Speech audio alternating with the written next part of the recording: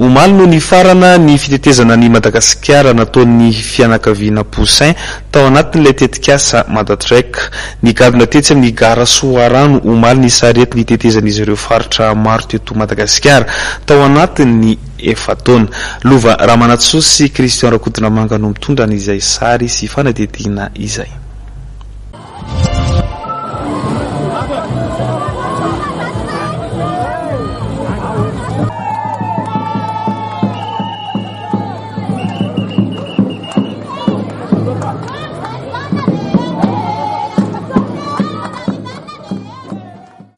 Ny farany omaly ny fitetezana ny Madagasikara tao anatin'ilay tetikasa Madatrek izay niarahana tamin'ny fianakaviana Poussin nandritry ny efataona.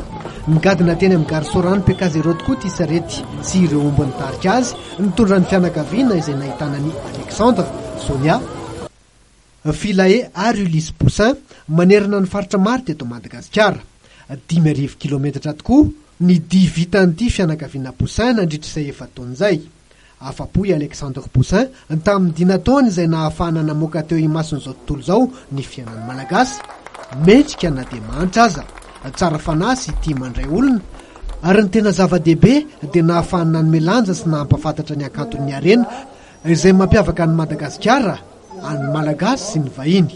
Tanjon'ny fianakaviana Poussin tokoa tamin'ny alalan'ny Madatrek nisy tomana mpizahatany Amanarivo no eto Madagasikara araka nisy nambaran'ny Alexandre Ratsany. Mendrim-piderana ny finiavan'ny fianakaviana Poussin, hoy kosa ny ministry ny fihizahantany Andriamatoa Razafitsiandrofa Brunel izay nitsena ty fianakaviana ity.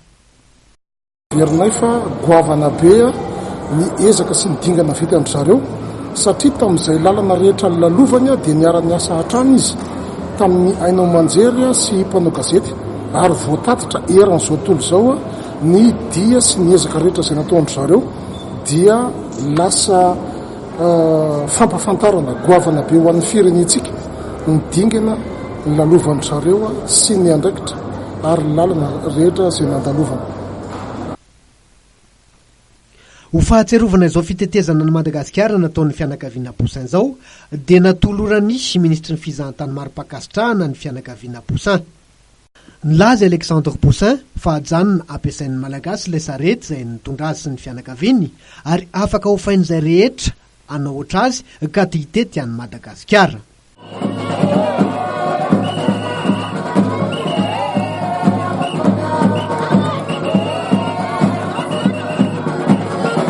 Tapitra treto indray ny fiarantsika tato anatin'ny fampalalam-baovao ny fahitalavitra mateveri mijery ajaina tamin'ity takariva ity.